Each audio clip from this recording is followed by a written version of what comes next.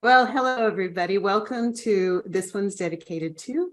My name is Jennifer Ziegler. And I'm Chris Barton. We both write books for young readers, and we love talking with other authors of books for young readers about the dedications in their books.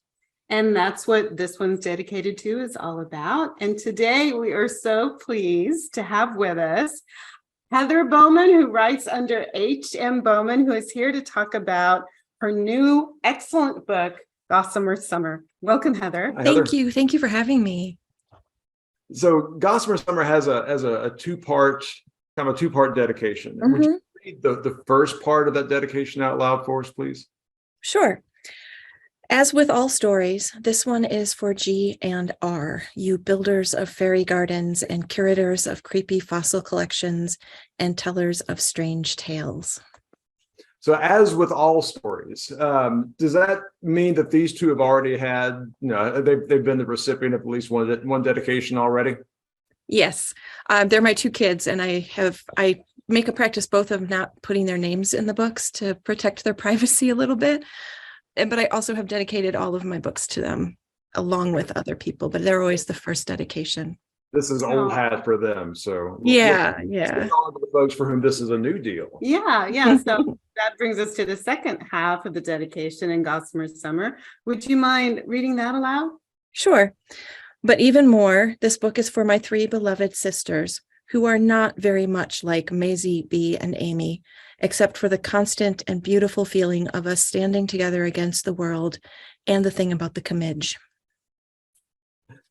So for those who have not yet read the book, what's a commidge, and why do you think it's stuck in your head for so many years? Oh my goodness. Well, can I back up a minute and just say, my sisters and I were born in Little Women order, and I am Jo, the second sister, the writer.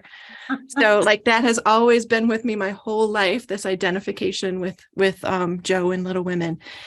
But we're all really close in age, and we grew up, we were born within a 5.5-year period, and we grew up playing together and hanging out together and doing all kinds of stuff together. And my younger sisters used to do this game.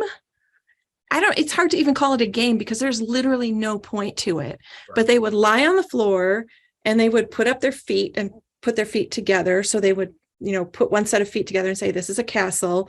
They put the other feet together. This is a bridge. And then they put them all together and say, put them together and make a commidge. And it just seems like the most pointless game ever. Because first of all, where's the competitive aspect? Where's the game part? And secondly, it doesn't make any sense grammatically, in terms of how words work, right? That's not how those words fit together. So that's one that, we still talk about that. They made these songs up that we still sometimes sing. There was one about pork and beans. There was one about lifesavers.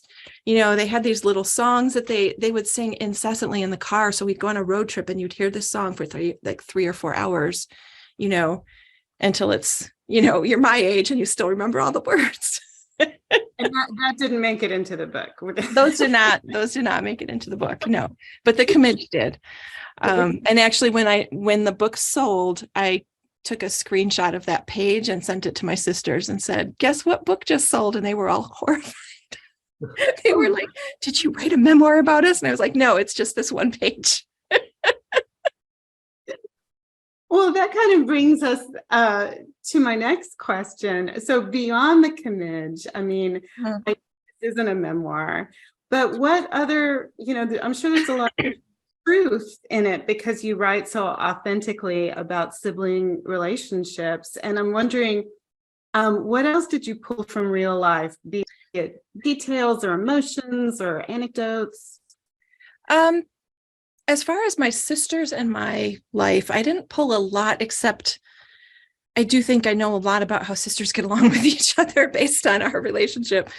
And also the idea of the big girls and the little girls, which even though we were really close in age, we were always referred to big girls, little girls. My younger sisters despised that name, but they were stuck with it for a long time. But yeah, there was that. And then the other things, that sort of poured into that are my cat is in the book. I gave him a different name, but that is my actual cat and his personality. My kids, a lot of the stuff that they did growing up is in the book. So it's actually even though it's 4 sisters, there's a lot more of my kids' activities in the book than there are my sisters' activities. The whole thing about collecting fossils, building fairy gardens. There's other stuff I'm forgetting right now. But there's a lot of these little things that doing laundry. Having a mom who's a writer and spaces out all the time. Yeah, I was just telling a friend of mine, a good friend of mine was reading the arc of this book, and she texted me to say, I can't believe you have these girls doing laundry. They're so responsible. And I said, my kids did laundry when they were like 5 and 8.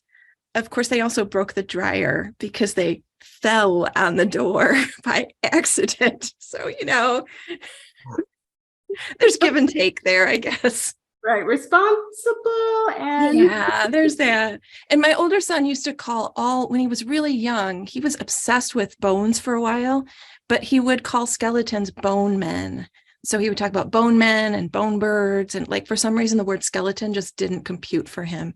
So that I found really charming when he was young. And I decided to keep that in the book. So there's just a lot of stuff that I was pulling together. And I was writing it, at the beginning of the pandemic and feeling very nostalgic and very cut off from my larger family. And, worried about my parents and my sisters and my brother-in-law who are nurses. And so it's just kind of pouring a lot of family memories into it, I think, more than I have in the past, probably because of the situation in which I was writing. Well, at what point in making this book did you know you're going to dedicate it to your sisters? Oh, boy. It was pretty early on because I started writing about 4 sisters. And also, the first draft was totally Little Women fanfic, really. Like, there was a lot of Little Women fanfic in there. And then I thought, this really isn't Little Women. This is really me and my sisters. This is what I want to write about. It's only Little Women because I think of that in association.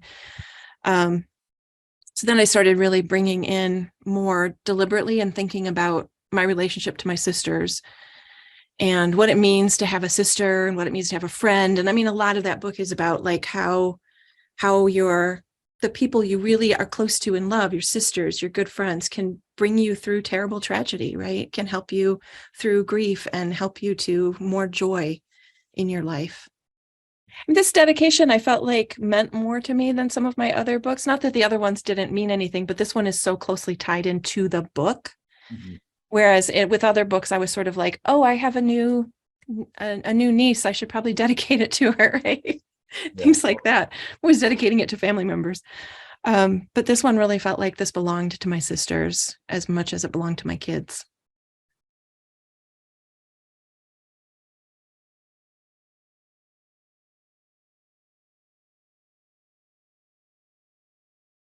the dedication is so beautifully crafted, I have to say. Yeah.